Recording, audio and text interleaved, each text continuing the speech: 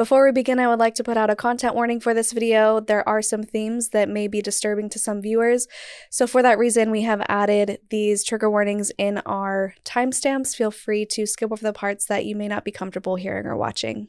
Initially, they did take me to the doctor when they found out I had the eating disorder that I was really trying to hide. And the doctor recommended therapy. And so I asked my mom when we got back home, I was like, okay, am I going to do therapy? She was like, no, absolutely not. And I was like, well, Mom, if I don't get therapy, like, how are my problems going to get fixed? And I remember she said, problems? What problems? You don't have any problems. You just need to eat more. Oh. Therapy would be considered sinful. To go outside of the church, outside of the cult, to literally an outsider who's of the world, like, we were taught, first of all, they can't possibly help you because they're not coming at it from a biblical perspective. But yeah, like that medication therapy were never an option. We were kind of taught, again, that it's not that you need therapy, it's that you need to get right with God. And that's literally what my mom told me at one point. She was like, you know, if you were just right with God, if you were more godly, you wouldn't have an eating disorder. It would just go away.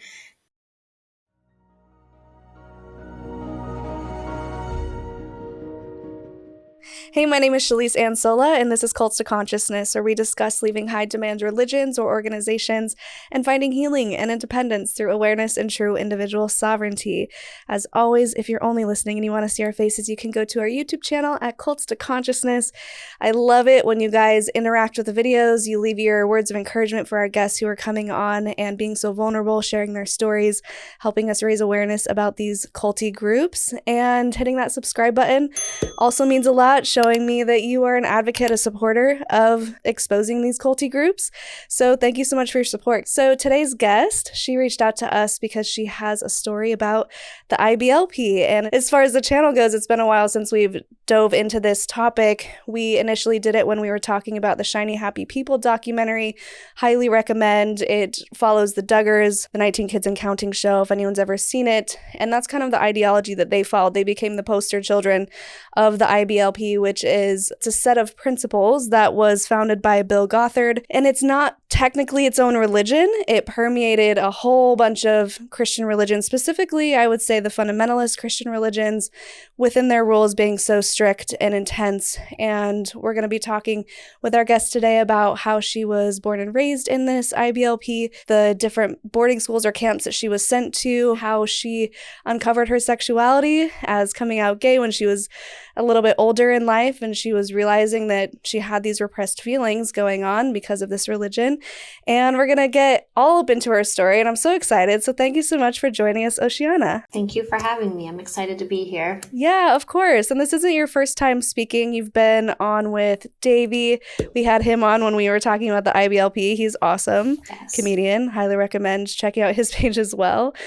And he was like, yeah, Shalise, you got to check out this girl. She's got a crazy story. And so we love those referrals. We love it when you guys reach out to us. So let's get into first just a little bit of an overview of the IBLP. It's, tell me if I'm getting this wrong, Institute and Basic Life Principles, right?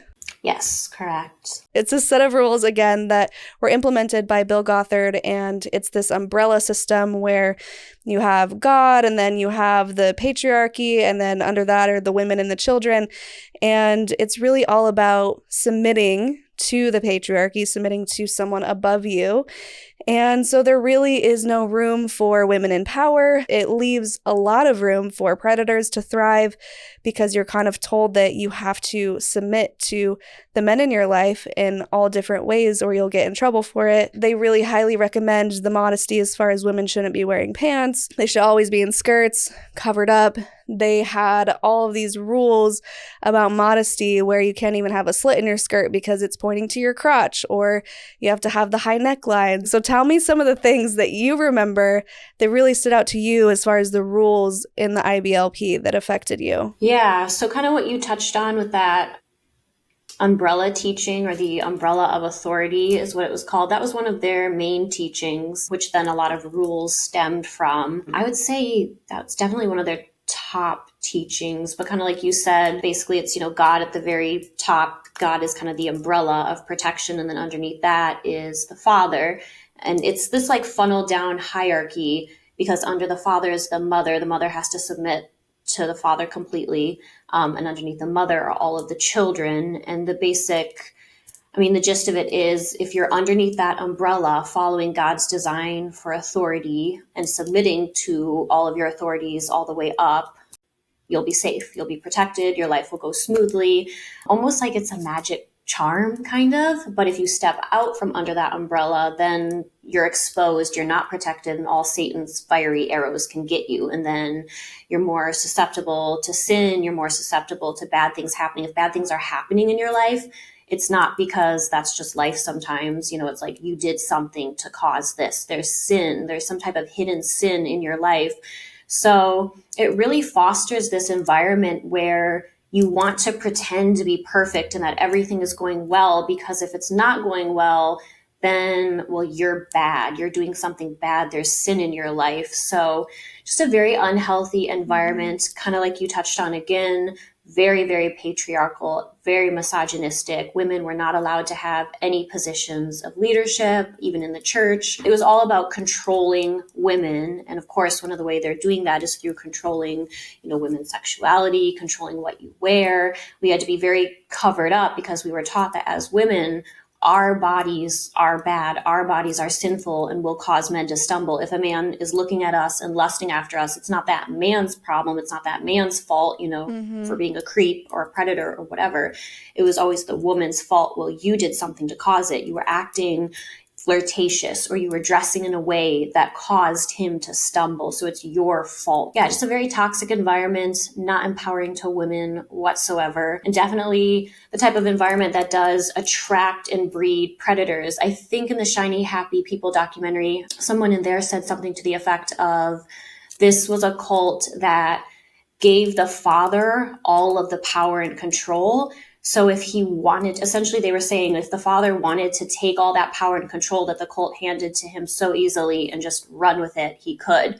So a lot of fathers were highly, highly abusive and controlling. The mothers too definitely could be that way as well, but there's kind of that built-in caveat that, the mothers do have to submit to the fathers. Like the man, he has the last say in everything. His word goes. Like, it's not an equal team, with a female and a male, a mother, father. It's very unequal, very much a power imbalance for sure. But yeah, then all the rules just kind of stemmed from the basic teachings they had. Another teaching that they had that was very prevalent, very important, was the teaching of design.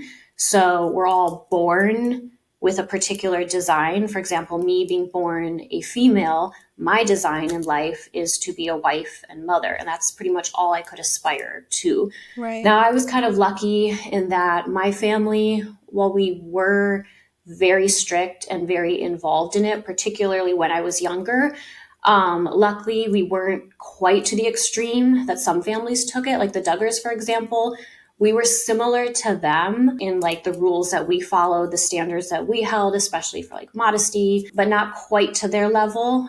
Growing up, the Duggar girls, it's my understanding that they could never wear pants.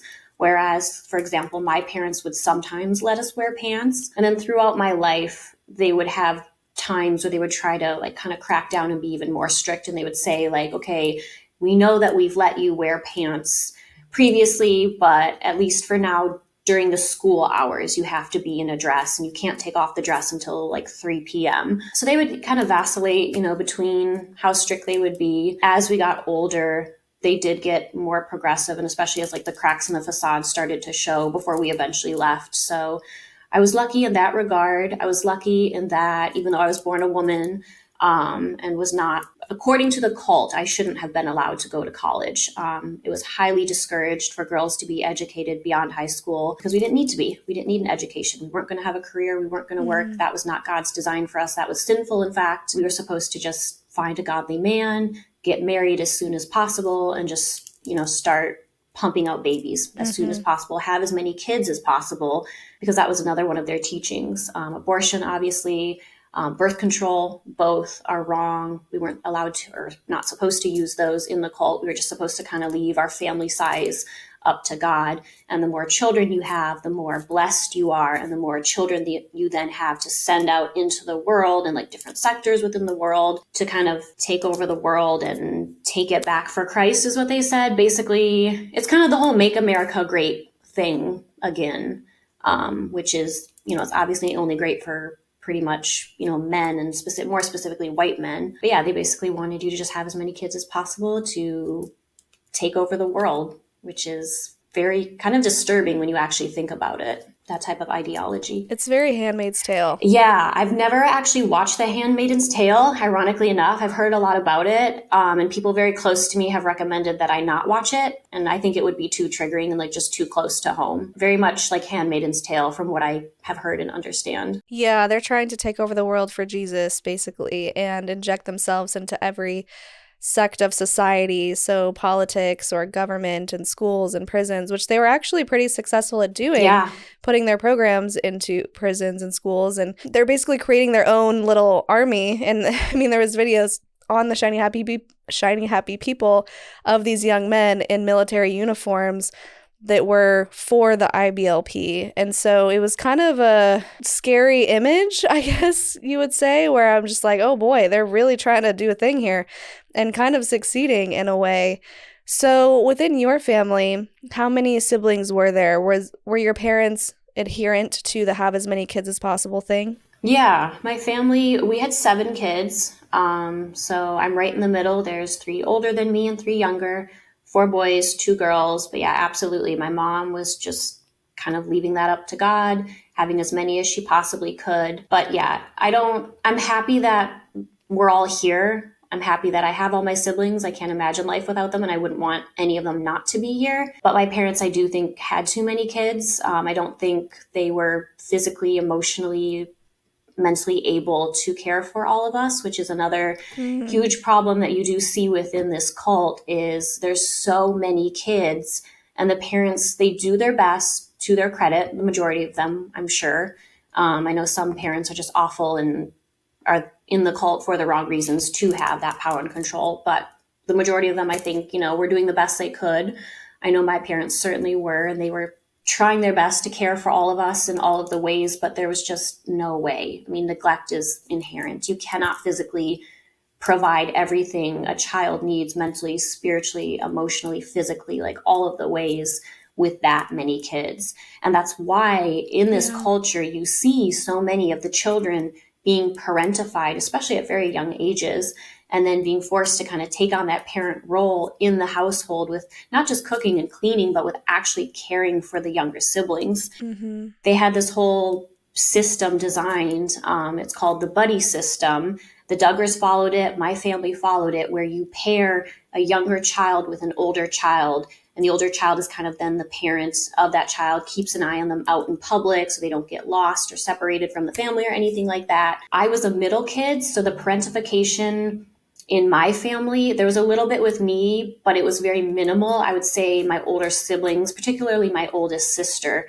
she suffered the most from that parentification. She was definitely the second mother figure in our home. Mm-hmm. And I know I don't want to like speak for her or say too much about her story out of respect for her, but I know that was something that affected her negatively and just, was not healthy for her whatsoever. Yeah, I can imagine. And I know that within the IBLP, they really propped up the horrible, disgusting Michael and Debbie Pearl book, How to Train Up a Child. We did a whole episode on it. Was that part of your household as well? Yes, we had the book. I actually remember finding it in our little family library downstairs one day. And I was, as a kid, just like leafing through it and like looking at it and like, I don't know why I was looking at that book, but I do remember we did specifically have that book. I don't remember myself personally being blanket trained. I think my mom did blanket training with my youngest brother. They had 6 kids, and then my youngest brother, he came along much later. He was definitely a surprise baby. My mom was older at that point, and she didn't think she was going to have any more kids. Then he came along, so I helped raise him. I took care of him a lot, and I loved taking care of him. Yeah, I remember she did a little bit of blanket training with him, but I don't remember her purposely like trying to lure him off, and I don't remember her like slapping or hitting him with an object when he did. Okay. So I don't think my mom adhered to blanket training as much as she quote unquote should have, according to the cult, which that was lucky for us. But yeah, it definitely was. Yeah, we were aware of it. We did it a little bit as far as I know. We have the book. Okay. So for those who aren't familiar, it's basically a book on how to your children into submission. It's really awful.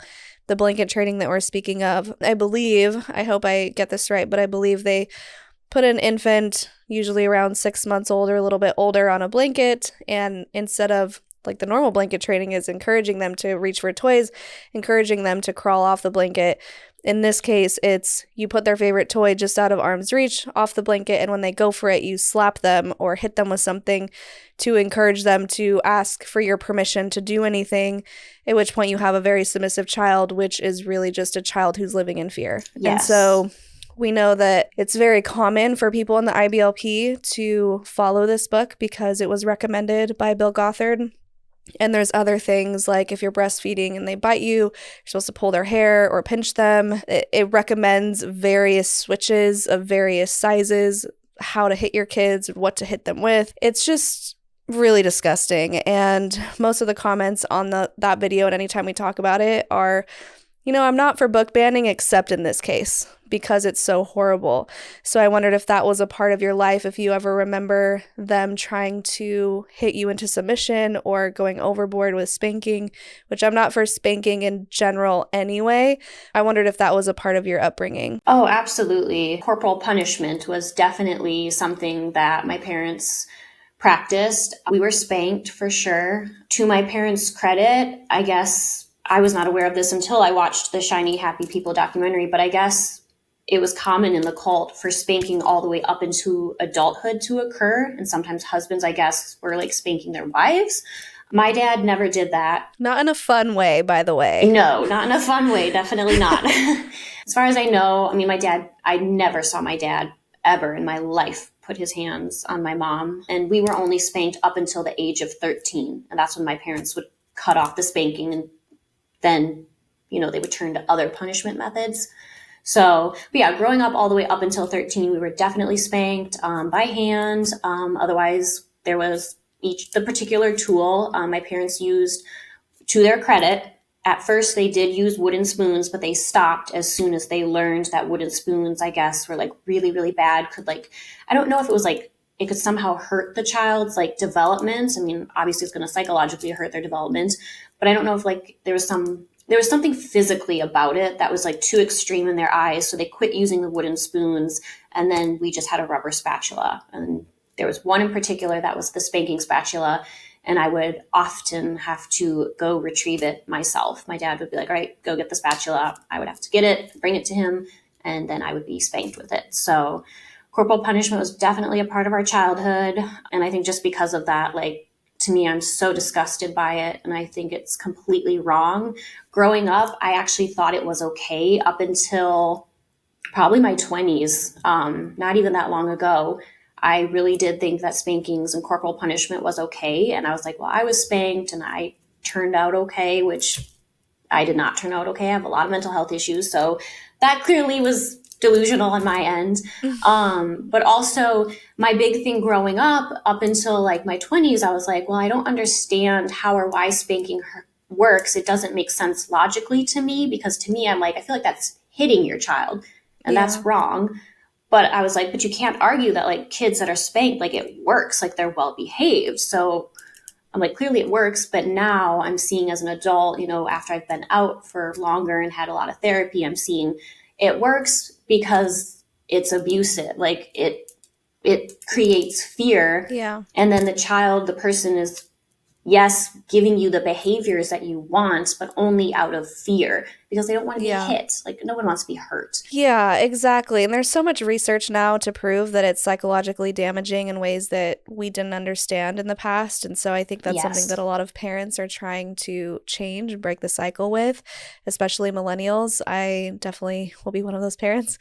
So what were some of the things that they would punish you for? Looking back now, were you out of line? Not that you deserved it, but were the punishments in correlation with some of the stupid rules that you really shouldn't be punished for? Were you actually trying to rebel?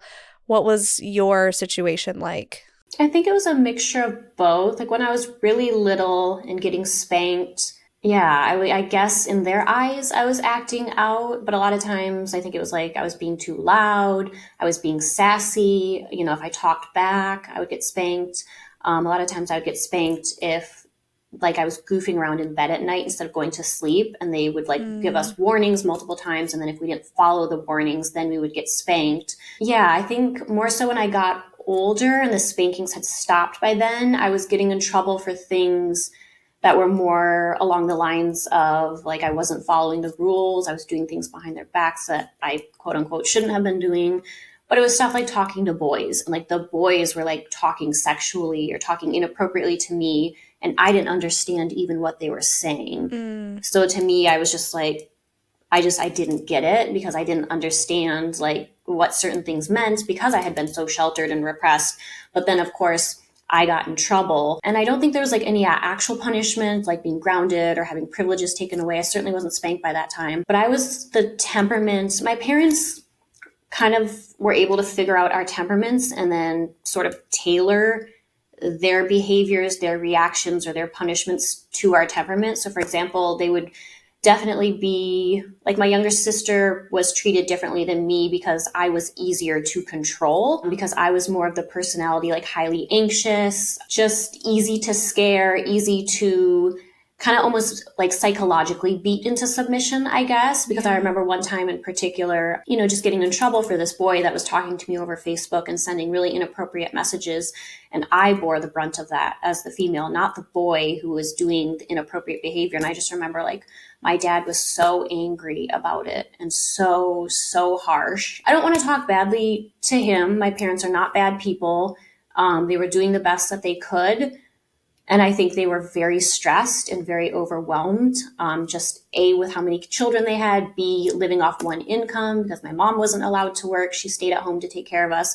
But then the entire brunt of that financial burden fell to my dad to care for this entire family while also trying to give us quality time at night after work, teaching us our math lessons for the next day after work, trying to take care of his wife. Like he had a lot on his shoulders, I'm sure. And I'm sure at that time he was like very overwhelmed in life. And so I think probably some of that frustration and harshness that came out of him in that situation, I mean, I think his reaction was too much. It was incredibly harsh, like so harsh to the point that it was like a little bit traumatic for me.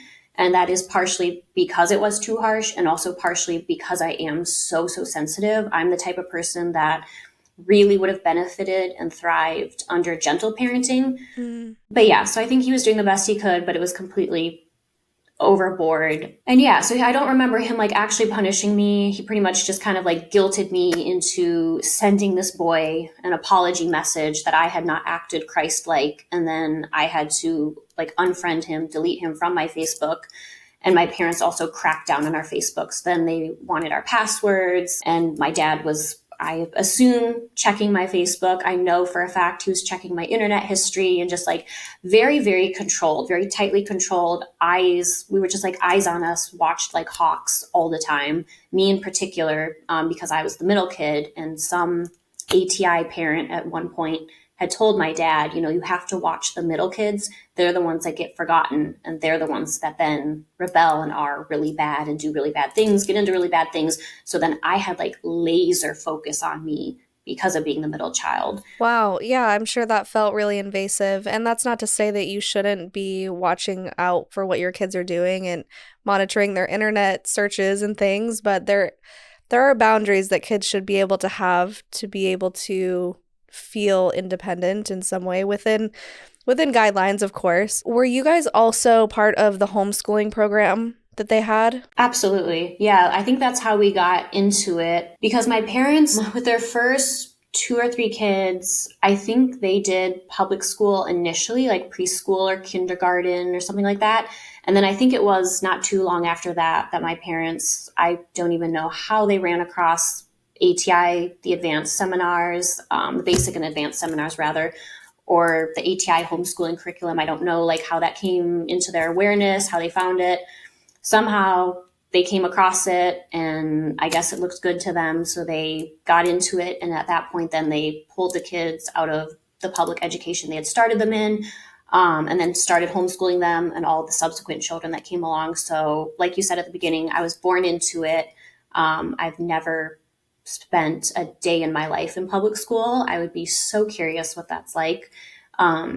But yeah, just born into it. It's all I've ever known. Yeah, and the homeschooling program, it is not a complete education. I feel like that's a fair assessment. So, if you could just explain some of the things that you were learning in homeschooling, just so people have a full understanding, it's not just you're learning everything that you would have in a public school in a home setting, because I think that that can be possible with homeschooling. It is very much religious based and a lot of subjects omitted and changed based on the Bible or Christian teachings.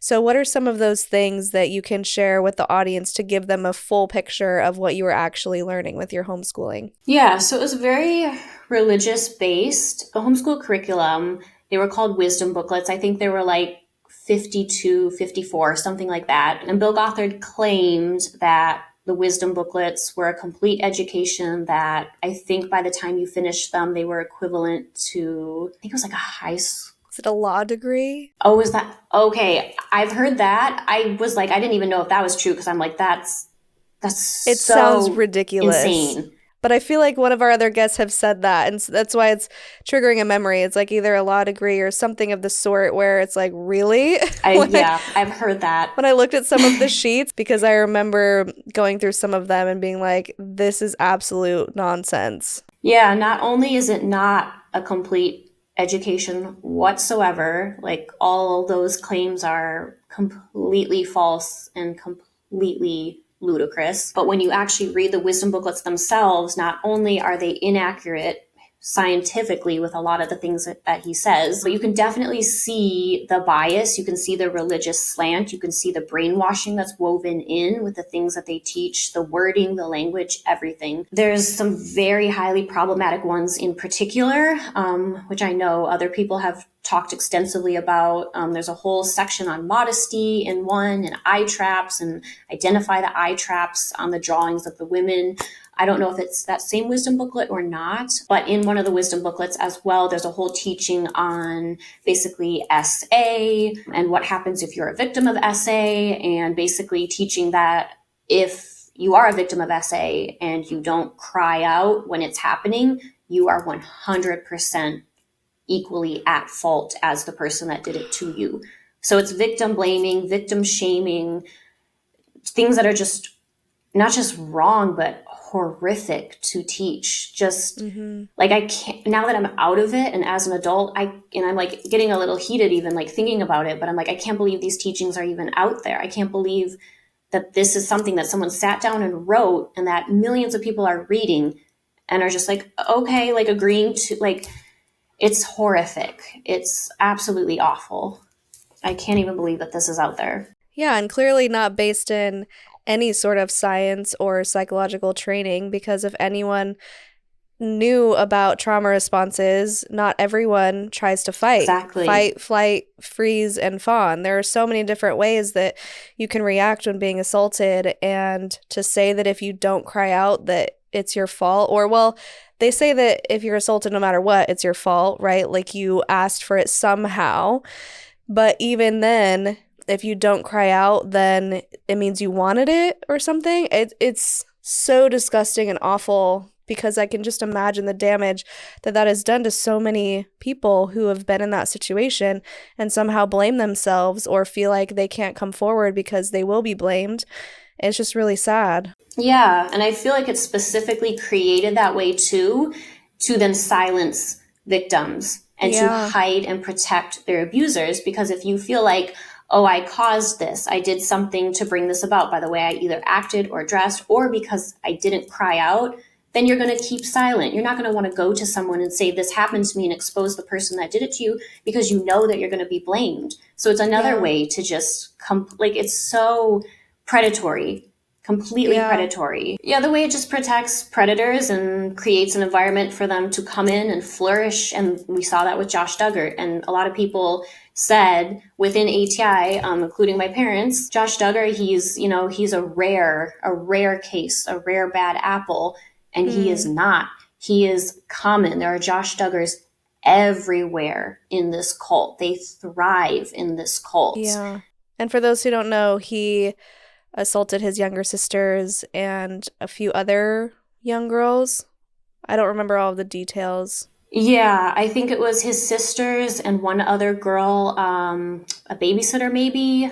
And then later also it came out that he was cheating on his wife, having an affair with her, or an affair on her while she was Hmm. pregnant. Oh my gosh. There's allegations from, I don't know what all I can say, so I'll call her a star. I Hmm. can't remember her name. Was it Danica Dillon? For some reason, that name is in my head. But allegations that he was like highly abusive and violent towards her when he paid for her services.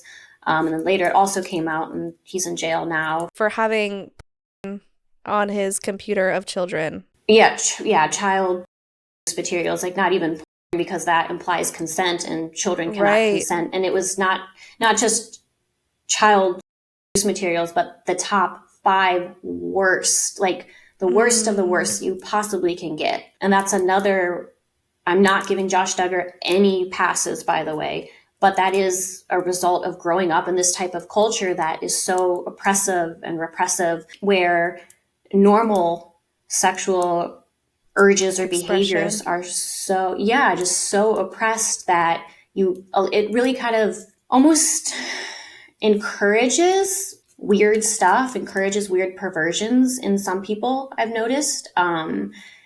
And it really just breeds an unhealthy, unnatural curiosity in that type of thing. It's very common for brothers to be doing things to their sisters in this culture because of that oppression and just the Yeah.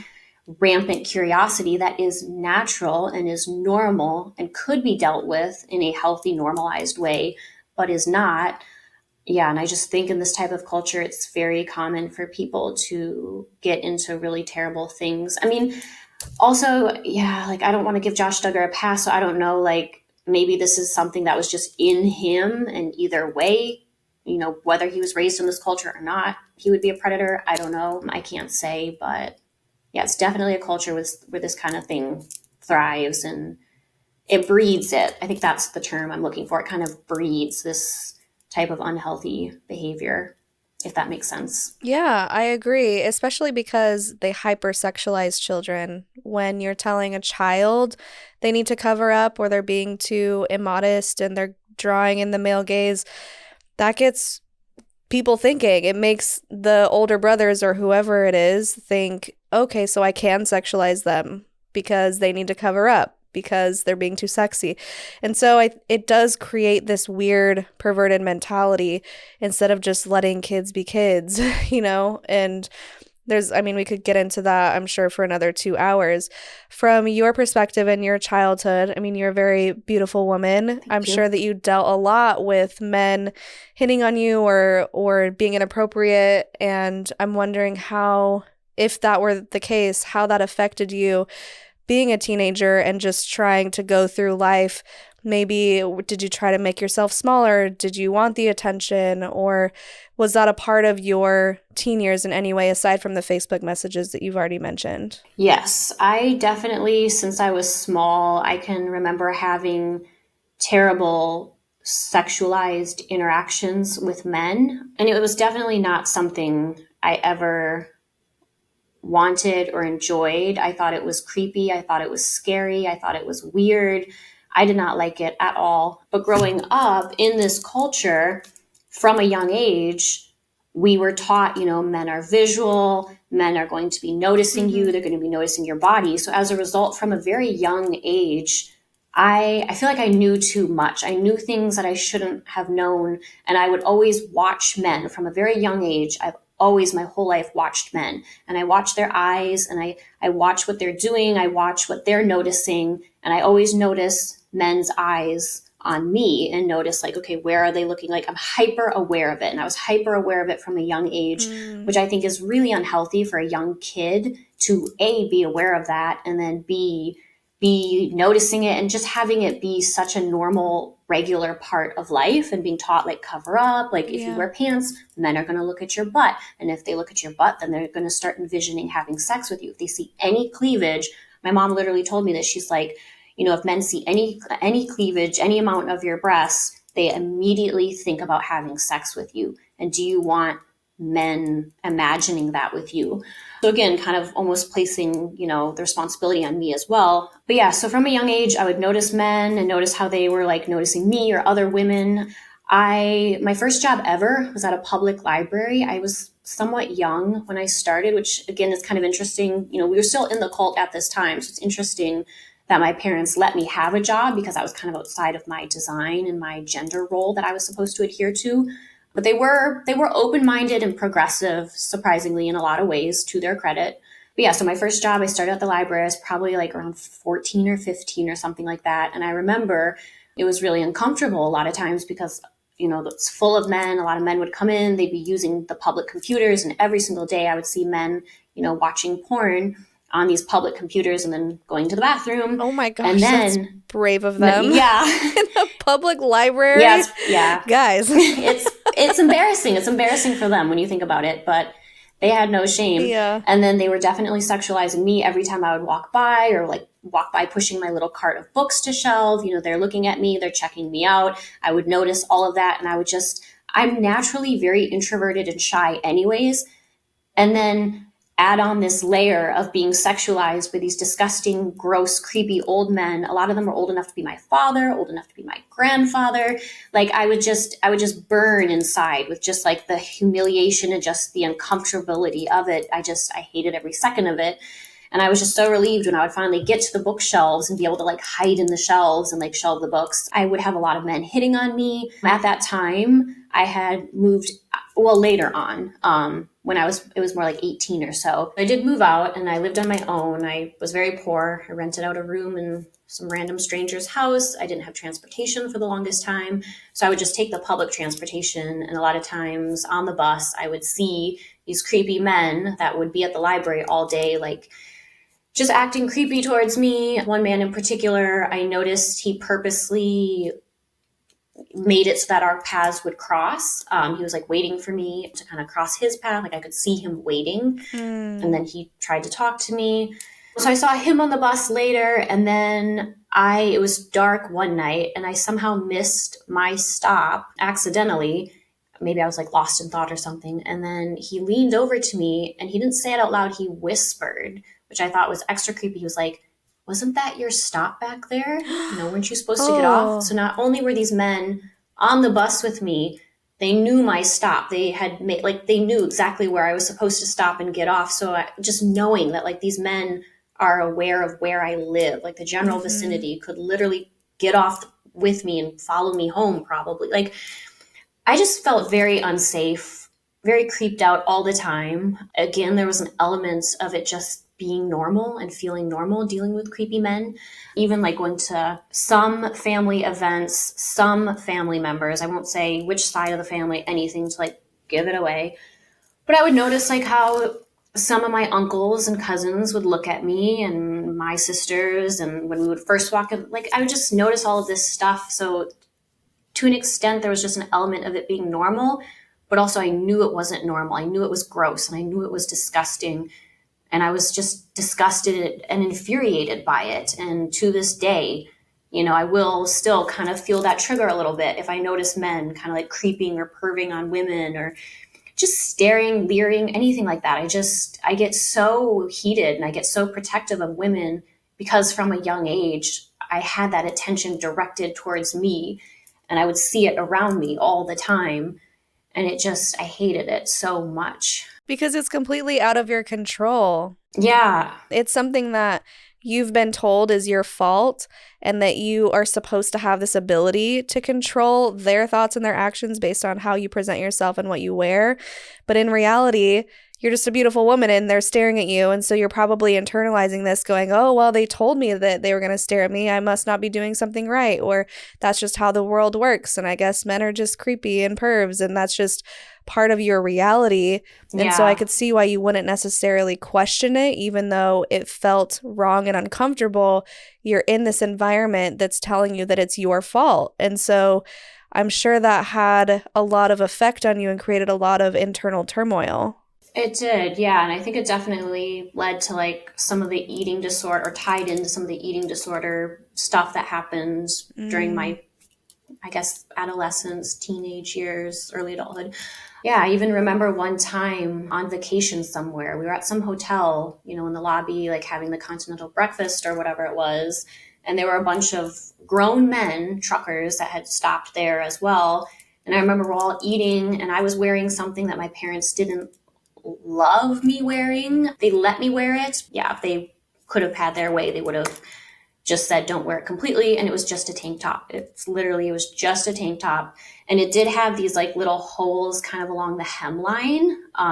So I would always wear like a little shirt underneath to be more modest, so you couldn't like see through the hole, just to have like another like little layer on.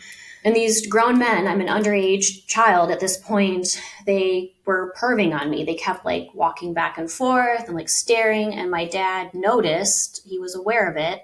And I kind of noticed it a little bit too, but I'm a kid, so I didn't like think too much about it. And, you know, I'm kind of in my own world with my siblings, and like we're watching the news that's on because that's exciting, you know, have the TV on. And so then later when we're back in the hotel room, and we're having our daily morning family Bible study devotional thing, my dad is like reading the Bible and praying. My dad brings it up, and he was upset about it. It bothered him. But instead of being upset at these grown men who are perving on his child, and instead of going up and saying something to them or anything, or even giving them a look, I was shamed for it. He told the entire family, and it was in the context where I felt incredibly shamed and like it was my fault because I'm wearing something so immodest. It was literally just a tank top, not immodest whatsoever. But because I was wearing that and my parents didn't want me to wear it, I think they kind of use that as justification. Like, well, this is why we don't want you wearing this type of shirt, because men will perv on you. And it's like, no, men should never perv on children. That's not normal. That's not a thing. Only predators perv on children. Yeah. And children shouldn't be shamed for grown men's inappropriate behavior. I agree. Do you remember how old you were? Probably around the age of 13, somewhere in there. Is this around the time that the eating disorder started? And you don't have to talk about anything you're not comfortable with. I just wondered if that was part of it. You were trying to have some level of control. I think it definitely started just from feeling that lack of control for sure, and then kind of morphed into other things as it progressed. Yeah, the eating disorder started technically, I think, around the age of 10. That's when I started noticing in ballet class that I looked different from the other girls. All of their stomachs were flat and mine kind of poked out a little, probably because I had just eaten lunch and it's normal for your stomach to stick out after you eat. But I didn't know that. I didn't know that it was normal for your stomach to stick out. And I was just like, why is my stomach not like that? So I started like being very conscious of my weight and my body. I started sucking my stomach in at that point. But the actual like behaviors didn't happen till I was maybe closer to like maybe 12 or 13. I'm not for sure exactly. But yeah, it definitely started with like restricting, and just being very hyper aware of my body, not wanting to gain weight, not wanting to be fat. And I do wonder if, like, I don't specifically remember being taught to stay slim and attractive. I don't remember those type of teachings. I don't remember hearing anything like that, but I do wonder if it was out there and I was like hearing about it, whether it was in the wisdom booklets or something else, and it was still seeping into my consciousness because I was so hyper aware of my appearance and my body. And that's another thing in this cult. The appearance is very, very much hyper focused on not just being modest so that you don't cause your brothers in Christ to stumble and sin, but also we were supposed to portray a certain image. All of our attire was supposed to draw the eyes to the countenance, so the face, instead of like your body. You weren't supposed to wear anything distracting on your body, anything that would like draw the eye to any particular body part. You know, like a plunging neckline would draw the eye to your chest. A long necklace would draw the eye to this area. So obviously like everything was kind of orchestrated to design or to draw your eye, other people's eyes to your face. And then supposedly you were supposed to always be just happy and cheerful and just radiating, you know, the joy of the Lord. And that's how we were supposed to be a witness for Christ in that way, was people were supposed to be drawn to our countenances and then see, you know, all the joy and the love of Christ in our faces and our eyes, and just be so like mesmerized by that. Like, oh, you have something different. You're different and you seem really happy and I want what you have. But it was all fake. Anger was an emotion that was not allowed. Ironically, a lot of the men in this cult, especially the fathers, have anger issues and are highly, highly angry. But, especially, in kids, we're supposed to be submissive and well-behaved and perfect and never angry. And especially as women, we were never supposed to be angry. There was a long stretch of my life where I didn't experience anger. And it wasn't that I wasn't experiencing anger. I was not aware of it because I was suppressing it so much. And I think it was coming out in other ways. And I think it came out in the eating disorder. I think there was anger behind that as well, I'm sure. Yeah. I'm so sorry that you had to deal with that. It's so difficult, and it's common to find something that you can be in control of. I remember having body dysmorphia. I mean, I honestly think I still do at this point. And I left Mormonism 10 years ago, 11 years ago, because it creates this perfectionism complex where you have to be this perfect Mormon woman, and you have to look perfect, and you have to act perfect, and you have to smile, and you have to be pleasant, and all of that just really culminates into this body dysmorphia of, okay, do I look good enough? But I can't be sexy, but I need to be hot so I get a righteous guy, but not too hot because then I'll look slutty and people will stumble if they look at me or they'll lust after me. It's this really uncomfortable place to be in growing up. I just went into detail on another podcast on Mormon stories, and it's funny, as I was talking, I was like, oh yeah, this is a really confusing way to grow up that I've never really spoken out loud before. But once the words were flowing, I was like, that is incredibly confusing, because you are supposed to attract in Mormonism terms, your eternal partner, but you can't be attractive, or else it's your fault if someone looks at you in a sexual way. It's just really confusing to deal with. So all that to say, I can understand and empathize with what you were going through in some capacity. And I wanted to talk about the training centers because I know that we want to get to the end of your story as well, and how you kind of came out of that and did take control of yourself and your sexuality, which is awesome. But first, I want to talk a little bit about your experience at the training centers. Why were you sent there? Was it a punishment, or was it because your parents wanted you to do well? What's going on there? Yeah, so I got sent to various programs within the cult. One of the really popular ones was Journey to the Heart. My oldest brother took me to that, and then later my younger sister went, and because of her experience at Journey to the Heart, that's kind of how we started to see it for what it was and leave the cult. So I went to that. My mom took my younger sister and I to some other various programs as well. Probably the most extreme and the most impactful, aside, of course, from the yearly conferences that they held every year in Knoxville, Tennessee, for the ATI families, those were very impactful as well. We didn't go to them as much later in life, but definitely early on. But aside from that one, I would say I was sent away for 3 months at one point. I don't remember exactly which training center it was. I think it was probably either the one in Michigan or Chicago. I don't remember either what it was called, but I assume it had to be Commit or some like branch of Commit, because Commit, the acronym Commit, was the older girls program. And at that point, that was the age I was at. So I think it was Commit. But they did send me away for 3 months, and my parents kind of phrased it as, this is something we're going to send you to, and we think it would be really great for you. We think you'll really love it. It was like phrased very positively. Okay. But in hindsight, I think my parents were sending me away because they were concerned. And I kind of started to catch on that, oh, this isn't some fun, exciting opportunity or a privilege that I have that I get to go do. I'm being sent away because at one point my mom was like, how are you feeling about going? And she was like, we're not sending you away. We just think this would be really great for you. And then immediately when I got there, one of the other girls, who was very troubled, you could tell, she was like, so what are you in here for? And I was like, what am I in here for? And then it clicked. Yeah, I was like, that's a really interesting way to phrase it. And I was like, well, I don't think I'm in here for anything in particular. Like, I didn't do anything bad. But my parents, like I said earlier, they were so hyper focused on me. I had the eating disorder that was very severe that they were very concerned about. I was self-harming at that point. So I think they were just concerned and they didn't know what to do.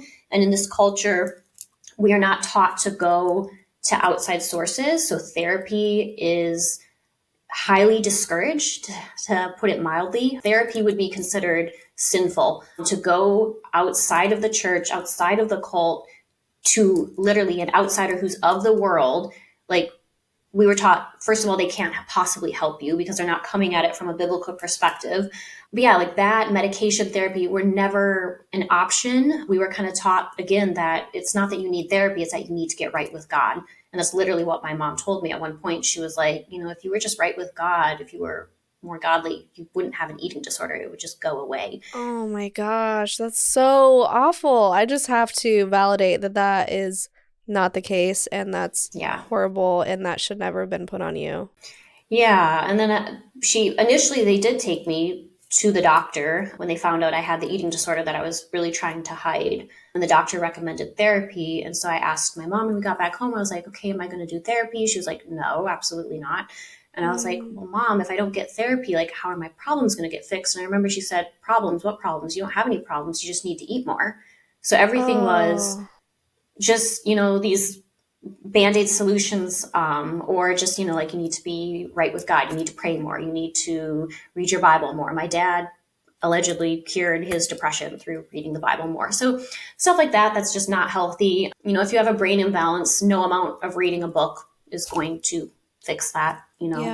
Medication is there for a reason. And I think it's a tool that if you wanted to look at it from a Christian perspective, I'm not a Christian, but I would say to any Christians, that's a tool that God designed and gave to us to use. It's not evil. Right. Medicine. Yeah, it's medicine. It's literally medicine for your brain. Your brain gets sick too, like the rest of your body. Like, that'd be weird if your brain didn't get sick. As part of your body. Like, that's a very normal human experience. There's no shame. There's no judgment. I'm trying to remember where we were going with that. I kind of forgot the question that you asked. No, that was a great tangent, by the way. Thank you for sharing that. I think we were just talking about how you realized when you got to the camp, oh, I'm here because I did something wrong, or because they're trying to fix me. Yeah, so I was there for 3 months. And at that point, it kind of clicked like, oh, I think I might be here because I'm kind of a bad kid. And again, not bad, just dealing with mental health issues and growing up in a traumatic environment. Yeah. It was a terrible, terrible experience, honestly. I was very lucky, again, in that I was not one of the kids that ever really got in trouble there. So I was never locked in solitary confinement, thankfully. I can't even imagine having to go through that. But it definitely was not a fun environment. Very, very strict, very rigid, very controlled.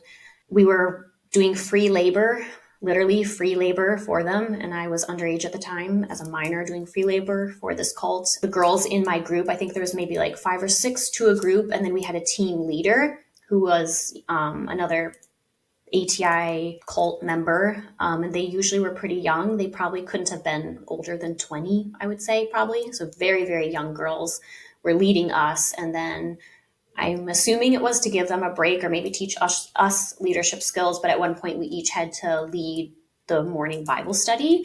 And I think I only did it once. I don't remember doing it more. I think I would remember that because I remember just doing it the one time was so stressful and anxiety inducing for me.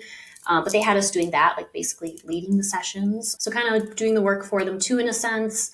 And just the most prevailing potent memory I have is every single day crossing off the day before and just counting down how many more days do I have to be here? How many more weeks? And I remember looking at 3 weeks and being okay, I only have 3 more weeks. I could do this just day by day, try to get through it, just literally trying to talk myself through it and just being so, so miserable. And I do think that kind of broke my spirit a little bit, which would be perfectly in alignment with the cult's tactics, everything, with the blanket training, even all of it was designed to break our spirits, which to me is so sad. Yeah. If you could describe a single day, for example, what time did they make you wake up? Did they feed you? What type of manual labor were you doing? When did they allow you to go to sleep? We woke up super early. It had to be around probably 5 or 6 in the morning. Oof. Yeah, because we had devotions, the Bible study in the morning, super early before breakfast. And then I think after breakfast, we would go into sessions and we would be in sessions all day. So we would be listening to speakers, or sometimes they would have us learn valuable skills. So at one point we were learning some type of crochet or some type of sewing or something like that. I just remember it being really, really, of course. Yeah, of course. But I remember it being super tedious and just really difficult. I really hated it. And we were I don't know, it was crocheting something on a bonnet or something I would never wear. Crocheting a bonnet. Yeah. And then another class, they literally taught us how to walk with good posture. We had books on our heads, like old fashioned type stuff. Like we were walking with Yeah. books on our heads. One session, they taught us how to walk up and down a staircase like a lady. And to this day, I cannot walk down a flight of steps without thinking about that and being like, okay, keep your eyes up. Don't look at your feet, hold like exactly how they taught me to do it. Like to this day, it's just like cemented in my brain. Like these random things will just pop up. Anytime I walk down a flight of stairs, I'm thinking about that. And I'm like trying to like not look at my feet like they taught me. So like silly things like that are really not important. We probably had free time. I don't remember having free time. The only free time I remember having is every day for like an hour. They would let us go outside to one particular park. We all had to go together. And I think it was mandatory that you had to walk for 30 minutes. And then if you wanted to rest and like just chill out, hang out outside for the rest of the 30 minutes in the park, you could, or you could keep walking. I had an eating disorder, so I walked the entire hour. But I think that was our only free time. I think we had some free time on the weekends where we'd probably just like be in our rooms, like reading our Bibles or something. We might have had some free time after dinner. I think there might have been a little bit of free time after dinner for like phone calls because they had limited phones. And it was like always kind of almost a competition, like to get the phone because that was your one lifeline to the outside world. And we had limited time. We weren't allowed to be on the phone past like a certain time and other girls were waiting. So then of course, like there was all this like pressure to have a short phone call, which sucked. And I just remember too, it was in a public place. So you could never have a truly private conversation, which I think, obviously they designed that on purpose to have the phones in a public location. But I was heavily self-harming at that time. It was obvious. I knew that people knew because I saw them look at the self-harm scars that I was trying to hide on my wrist with like bracelets and things. And no one said anything. To this day, I'm like, why did no one say anything? Why did no one try to help me? I'm actively cutting myself in my room at night. Like, why didn't someone try to help me? I don't understand that at all. Like, I clearly needed help. Yeah. But yeah, that was kind of a typical day. They did feed us. Yes. I think they fed us adequately. At the time, again, I had an eating disorder and I was vegan. So a lot of things had dairy, a lot of things I couldn't eat because it wasn't vegan. So for 3 months, I lived off of fruits and vegetables. I lost a ton of weight. And I just remember being hungry, just being consumed by thoughts of food all the time and literally laying in bed at night fantasizing about like, I'm going to go home and eat granola and I'm going to go home and eat this and eat that. I was so, so hungry. And like, yes, it was technically my fault because I'm not eating adequately due to this vegan restriction. Because at the time I was like, well, I don't feel right eating animals. I think that's wrong. Like I can't in good conscience eat something that was alive and had a beating heart. But they didn't have alternative options for people that had dietary restrictions. It was kind of like, this is the food. And if you can't eat it, you can't eat it. And so I just was very hungry all the time. I can understand you wanting to take some accountability for that. And also at the same time, though, if it's supposed to be a place for rehabilitating kids who are, quote, troubled, they should have noticed that you were losing a lot of weight. They should have noticed that you were eating. They should have noticed that you were self-harming. They should have been there to offer help and support. Even if they don't believe in therapy, they should have done something to help you instead of just ignoring all of these things. And I feel like that was a huge ball that was dropped. And it seems like being put in this training center actually made your situation a lot worse. Definitely. Yeah. There was nothing positive that I got out of it whatsoever. I really can't think of anything that I learned. And at the I didn't even make good connections with people just because of the fact that I was so shy and so socially awkward. I really struggled socially there. And a lot of the other girls, I think, didn't like me because I was so quiet. But I didn't know any other way to be. And like, it was painful to exert myself. Like I was so painfully shy.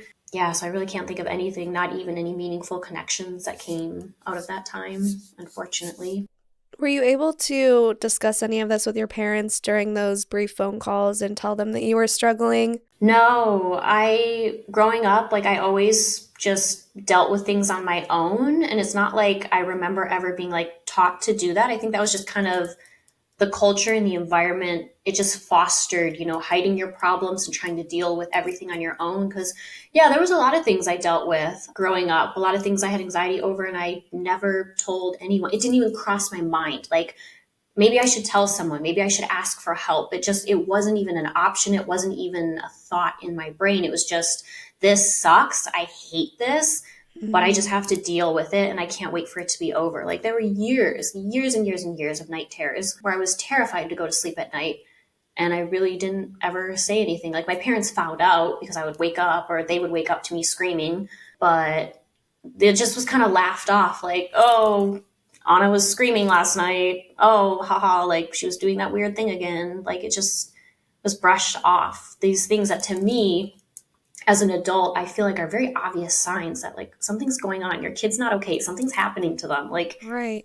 you should look into it. The signs are all there. But again, if you're sleep deprived and you have so many children that you can't take care of and you're just overwhelmed, like, of course, you can't handle it all, and you're going to miss a lot of things, I'm sure. Well, especially if mental health is not acknowledged or recognized in any sort of way.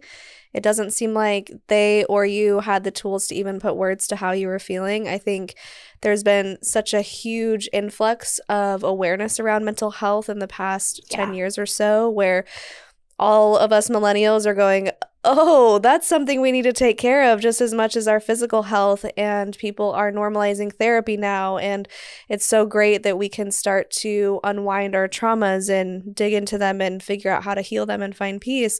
But I think back then, especially in a group like that where they're demonizing therapy, there's really no language to express or address what's going on with you, what's going on with your kids, for example. So I imagine that was really something that wasn't even a thought, like you were just mentioning. I didn't even know there was an option to get help. But I have to think that when you came home from that training center, it should have been blatantly obvious that something was going on with you. Did your parents ever see the scars? Did they recognize that you were going through a really difficult time at that point? We actually ended up speaking for over 2 hours, and so we decided to split this episode into 2.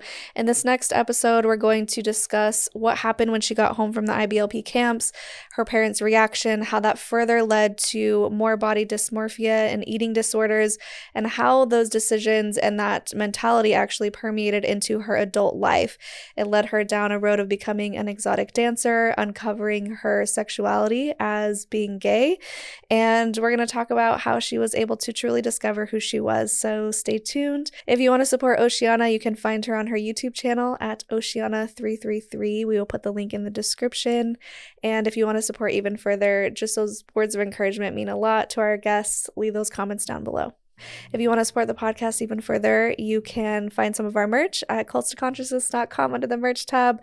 You can become a patron at patreon.com/cultstoconsciousness. If you want to do something fun and go to Costa Rica, we're doing that at the end of August. You can find that in the description. And if you like this video, I will link 2 more down here below. And until next time, watch out for that next episode. Follow your highest excitement, be conscious and be well.